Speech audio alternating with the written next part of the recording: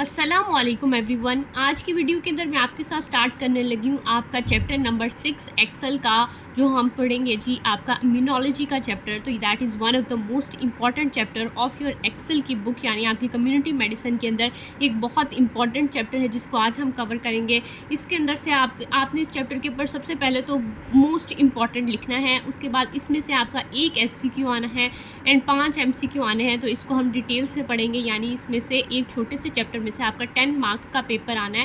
तो आप कभी भी इस चैप्टर को स्किप नहीं कर सकते, आपने इसको अच्छे से पढ़ना है। इसलिए आपसे वाइवा में भी सुना जाता है, आपकी OSPI में भी आता है, रिटन के लिए भी बहुत इंपॉर्टेंट है। तो आपने इसको अच्छे से तैयार करना है। फर्दर हम देखते हैं जी आपका इम्यूनोलॉजी जो होता है, हम उसको स्टार्ट करते हैं जल्दी से अपने चैप्टर को। तो फर्स्ट ऑफ ऑल आपके पास डेफिनेशन लिखी हुई है इम्यूनोलॉजी की।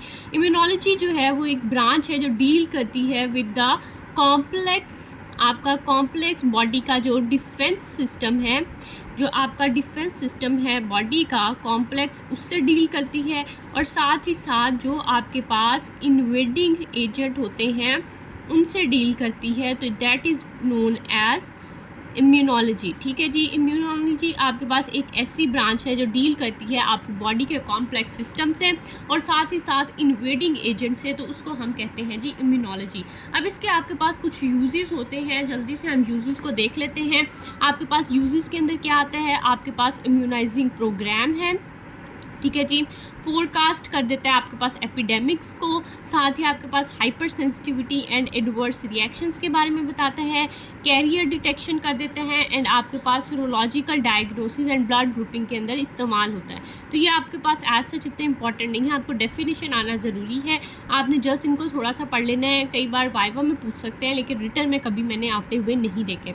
उसके बाद जी आपके पास आ जाता है इम्यूनिटी। अब इम्यूनिटी क्या होता है, इम्यूनिटी आपकी बॉडी का डिफेंस सिस्टम, कोई भी बॉडी का डिफेंस सिस्टम जो होता है that is known as immunity. Immunity is known as the defence mechanism of the body. ठीक है जी, जब भी कोई भी फॉरेन पार्टिकल यानी एंटीजन आपकी बॉडी में, कोई भी फॉरेन पार्टिकल या एंटीजन आपकी बॉडी में एंटर होता है तो उसके अगेंस्ट बॉडी जो है वो एक्ट करती है, वो एंटीबॉडीज़ बनाती है, उसको किल कर देती है। और इस तरह से हमारी बॉडी का इम्यूनिटी सिस्टम जो है वो हम कहते हैं कि स्ट्रॉन्ग है अगर वो उसको किल कर देती है, और अगर नहीं किल करती तो उसकी वजह से हमें मुख्तलिफ बीमारियाँ हो सकती हैं। ठीक हो गया। फर्दर आपके पास आ जाती है जी क्लासिफिकेशन ऑफ इम्यूनिटी। आपके पास इम्यूनिटी की जो क्लासिफिकेशन है ये बहुत इंपॉर्टेंट है, इसको आपने ज़रूर अच्छे से देखना है। ठीक है जी, ये आपके पास आ जाती है जी क्लासिफिकेशन।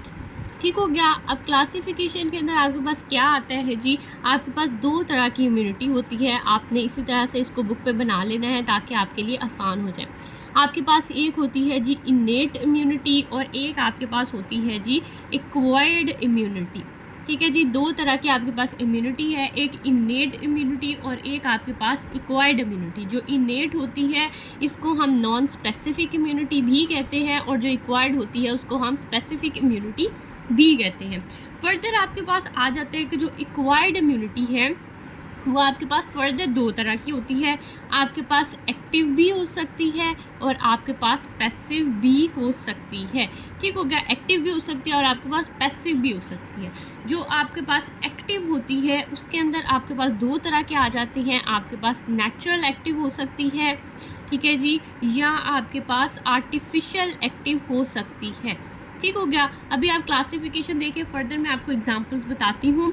ठीक है जी, आपके पास सबसे पहले आ जाती है 2 तरह की, एक इनेट है और एक एक्वायर्ड है। जो एक्वायर्ड है वो आगे 2 तरह की है, एक्टिव है और पैसिव है। जो आपके पास एक्टिव है उसके अंदर नेचुरल आ जाती है और आर्टिफिशियल आ जाती है। फर्दर आप देखें जी आपकी जो पैसिव होती है तो पैसिव के अंदर भी आपके पास एक नेचुरल आ जाती है, आपके पास एक नेचुरल आ जाती है और एक आपके पास आर्टिफिशियल आ जाती है। ठीक हो गया। अब मैं आपको बताती हूँ इनेट इम्यूनिटी क्या होती है। इनेट इम्यूनिटी कोई भी ऐसी इम्यूनिटी होती है जो आपकी बॉडी में बाय बर्थ प्रेजेंट होती है। ठीक है जी, आपके पास बाय बर्थ जो इम्यूनिटी प्रेजेंट होगी बॉडी के अंदर that is known as innate immunity और द नॉन स्पेसिफिक इम्यूनिटी। ठीक है जी, इसके अंदर क्या आ जाता है, इसके अंदर आपके पास स्किन आ जाती है। इसकी एग्जांपल हमने देखना है तो इसके अंदर आपके पास स्किन आ जाती है। स्किन क्या करती है, स्किन आ जाती है, म्यूकस मेम्ब्रेन आ जाती है। कोई भी ऑर्गेनिज्म जो होता है उसको बॉडी के अंदर एंटर नहीं होने देती, तो आपके पास स्किन और म्यूकस मेम्ब्रेन आ जाती है, ठीक है जी। साथ ही क्या होता है, आपके पास WBCs आ जाते हैं। WBCs जो आपकी बॉडी में ऑलरेडी प्रेजेंट होते हैं, जो आपके पास फैगोसाइटोसिस करते हैं और आपकी बॉडी को प्रोटेक्ट करते हैं। साथ ही आपके स्टमक के जो एसिडिक नेचर है वो आ जाती है। एसिडिक नेचर आपकी स्टमक की आ जाती है, जो क्या करती है, आपकी बॉडी को प्रोटेक्ट करती है और डिस्ट्रॉय करती है हार्मफुल ऑर्गेनिजम्स को। साथ ही आपके पास लाइजोजाइम्स आ जाते हैं, लाइजोजाइम्स आ जाते हैं जो आपके नेचुरल किलर होते हैं, ठीक हो गया जी। ये आपके ब्लड के अंदर मौजूद होते हैं, तो ये आपके सारे आ जाते हैं जी इन्नेट इम्यूनिटी की एग्जांपल के अंदर। फर्दर आगे जो आपके पास एक्वायर्ड इम्यूनिटी, तो जो आपके पास एक्वायर्ड इम्यूनिटी होती है उसके अंदर कोई भी तब पैदा होती है जब आपके पास एक्सपोज होती है बॉडी टू एन एजेंट, कोई भी फॉरेन पार्टिकल या कोई भी एंटीजन के अगेंस्ट जब बॉडी एक्सपोज होती है, तो तब आपके पास एक्वायर्ड इम्यूनिटी जो है वो डेवलप होती है, ठीक हो गया। अब जो एक्वायर्ड इम्यूनिटी होती है ये आपके पास सारे वर्टिब्रेट्स जो होते हैं उनके अंदर प्रेजेंट होती है। फर्दर इसके अंदर दो तरह की टाइप है, एक एक्टिव इम्यूनिटी है और एक पैसिव इम्यूनिटी है। जो आपके पास एक्टिव इम्यूनिटी होती है ना, वो आपके पास T और B सेल्स की वजह से होती है।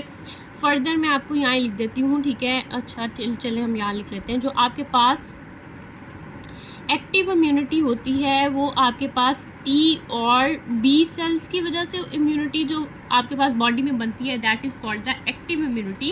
और ये डेवलप होती है जब आपके पास कोई भी इन्फेक्शन वगैरह होती है, तो उसके अगेंस्ट आपकी बॉडी जो है खुद एंटीबॉडीज़ बनाती है, तो that is known as the active immunity, ठीक हो गया। ये आपके पास लॉन्ग लास्टिंग होती है, ये लॉन्ग लास्टिंग होती है और फर्दर ये आपके पास चीप होती है, ठीक हो गया। तो ये आपने याद रखना है, ये आपकी एक्टिव इम्यूनिटी है। अब एक्टिव इम्यूनिटी भी आगे आपके पास दो तरह की होती है, एक आपके पास नेचुरल एक्टिव है और एक आपके पास आर्टिफिशियल एक्टिव है। जो नेचुरल एक्टिव होती है वो आपके पास कोई भी डिजीज़ आपको होगी और वो खुद ही आपकी बॉडी जो है उसके अगेंस्ट एंटीबॉडीज़ बना लेगी और आप उसके अगेंस्ट जो है इम्यून हो जाएंगे, तो that is called the natural active immunity. यानी आपको कोई एक्टिव इन्फेक्शन हुई थी और उसके अगेंस्ट आपकी बॉडी ने खुद इम्यूनिटी प्रोड्यूस कर ली, तो that is called the natural active immunity. इसकी जो एग्जांपल है आपके पास नेचुरल एक्टिव इम्यूनिटी की, तो उसके अंदर आपके पास आ जाता है जी चिकन पॉक्स। आपको चिकन पॉक्स होते हैं, बचपन में हर किसी को चिकन पॉक्स होते हैं और उसके अगेंस्ट खुद ही 2-3 दिन में इम्यूनिटी डेवलप हो जाती है और वो ठीक हो जाते हैं, तो that is the natural active immunity, ठीक हो गया। साथ ही आपके पास और भी कुछ आ जाती हैं, जैसे कि आपके पास डिफ्थीरिया आ जाता है और इस तरह की डिफरेंट आपके पास आ जाती हैं। एटलीस्ट आपने 2-3 एग्जाम्पल जो हैं वो याद रख लेंगे, एक एग्जाम्पल तो आपको आनी ही चाहिए। फर्दर आपके पास आ जाती है जी आर्टिफिशियल, जो आपके पास आर्टिफिशियल एक्टिव इम्यूनिटी है। ये आपके पास कैसे होती है, ये आपके पास इम्यूनाइजेशन से होती है, ठीक है जी। जब भी हम कोई वैक्सीन वगैरह कराते हैं तो उसके अगेंस्ट जो आपकी इम्यूनिटी प्रोड्यूस होती है आर्टिफिशियली, तो that is known as the active artificial immunity, ठीक है। हम वैक्सीन करवा लेते हैं, ठीक है, उसके अंदर क्या आता है, उसके अंदर आपके टॉक्सॉइड्स आ जाते हैं, ठीक है जी, आपकी वैक्सीन्स आ जाती हैं। आपकी इसके अंदर किल्ड या अटेन्यूएटेड वैक्सीन्स आ जाती हैं और साथ ही आपके इसके अंदर टॉक्सॉइड्स आ जाते हैं, ठीक हो गया। फर्दर आपके पास आ जाती है जी हमारे पास पैसिव इम्यूनिटी। तो पैसिव इम्यूनिटी वो इम्यूनिटी होती है जो हम बॉडी के अंदर डायरेक्टली एंटीबॉडीज़ को इंजेक्ट कर देते हैं।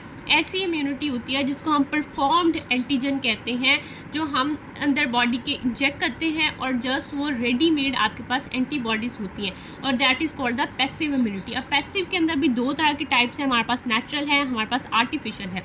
जो नेचुरल होती है वो आपके पास मैटरनल एंटीबॉडीज़ होती हैं, यानी जब मदर से फीटस के अंदर एंटीबॉडीज़ आती हैं तो वो आपके पास होती तो एंटीबॉडीज़ हैं, यानी वो पैसिव इम्यूनिटी होती है, लेकिन वो नेचुरली आती है, यानी मदर से फीटस के अंदर आती है थ्रू प्लेसेंटा।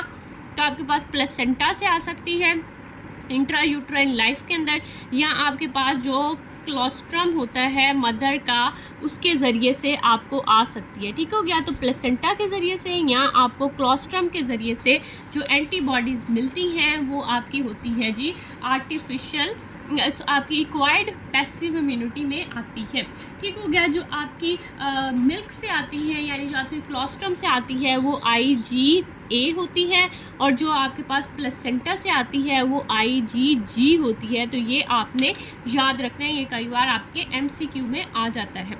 फर्दर आपके पास जो लास्ट रह गया दैट इज़ आपकी पैसिव आर्टिफिशियल इम्यूनिटी। तो ये हम तब करते हैं जब आपके पास कोई एक्टिव इम्यूनिटी की ज़रूरत हो, जो आपके पास बहुत ही स्ट्रॉन्ग इन्फेक्शन के अगेंस्ट हो, किसी भी स्ट्रॉन्ग ऑर्गेनिज्म के अगेंस्ट हो, यानी आपको स्नेक बाइट हो गई है, तो तब हम जो इम्यूनिटी प्रोवाइड करते हैं that is artificial passive immunity.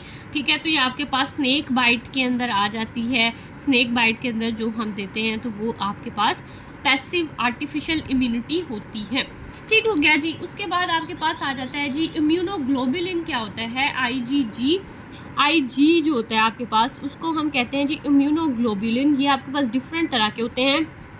ठीक है जी, डिफरेंट तरह के होते हैं आपके पास आईजी। अब आईजी जो होते हैं वो आपने याद रखना है, उनको गेम्ड से, GAMED, गेम्ड से आपने याद रखना है। ठीक है, IgG होता है, IgA होता है, IgM होता है, IgE होता है और IgD आपके पास होता है। तो आपने इसको गेम्ड से याद रखना है। ये आपके पास ऐसे एंटीसीरा हो सकते हैं। ठीक है, इम्यूनोग्लोबुलिन्स और एंटीसीरा ऐसी एंटीबॉडीज़ होते हैं जो टेक हम करते हैं ह्यूमन से। ठीक है जी, जो हम ह्यूमन से लेकर आपको इंजेक्ट करते हैं, these are called the immunoglobulins. और जो एंटीसीरा होते हैं वो हम एनिमल से लेके जो इम्यूनिटी प्रोवाइड करते हैं that is called the antisera. तो ये इन दोनों का डिफरेंस है, ये आपने याद रखना है। ठीक हो गया। उसके बाद जी हमारे पास आ जाता है, आपने जो डिफरेंस बिटवीन है एक्टिव और पैसिव इम्यूनिटी का वो याद रखना है कि जो आपके पास एक्टिव इम्यूनिटी होती है वो आपके पास लॉन्ग लास्टिंग होती है और उसकी ड्यूरेशन ज़्यादा होती है, जबकि आपके पास पैसिव जो है वो शॉर्ट टाइम के लिए होती है। उसके बाद जो आपके पास एक्टिव इम्यूनिटी होती है वो आपके पास प्रोटेक्ट करती है 100%, लेकिन जो पैसिव होती है वो 100% तक नहीं कर सकती।